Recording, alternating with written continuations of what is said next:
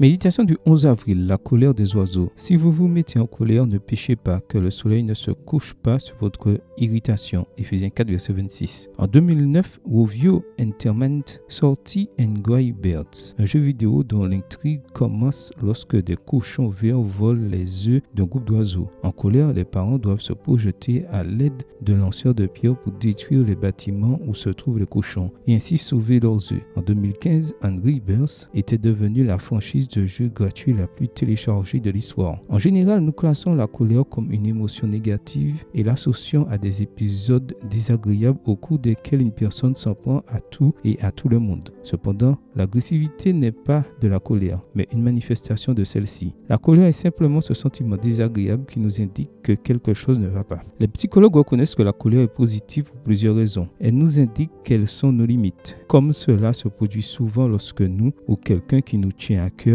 comme dans le cas d'Angry Birds, sommes menacés. Deuxièmement, elle nous protège car elle active la réponse combat-fuite dans notre cerveau, ce qui nous permet de nous défendre. Troisièmement, nous fait prendre conscience de l'injustice et nous motive à faire quelque chose, favorisant ainsi des changements positifs. Lorsque Jésus expulsa les marchands du temple, il était en colère, voir Marc 11, versets 15 à 17. Et sa colère n'était pas seulement le résultat de la profanation du lieu de culte, mais aussi de l'enrichissement illicite des marchands en exploitant les pèlerins, la fraude et l'extorsion. De la même manière, il existe aujourd'hui des situations qui devraient nous mettre en colère, comme le racisme, la traite des êtres humains et l'exploitation des plus faibles. Si ce genre de situation ne suscite pas notre colère, c'est que quelque chose ne va pas chez nous. Mais il ne s'agit pas de passer notre vie à rendre justice. Après avoir purifié le temple, Jésus a mis en pratique les conseils du verset d'aujourd'hui. Marc note, quand le soir fut venu, Jésus et ses disciples sortirent de la ville. Marc 11, verset 19. Le maître ne laissait pas sa colère s'étendre toute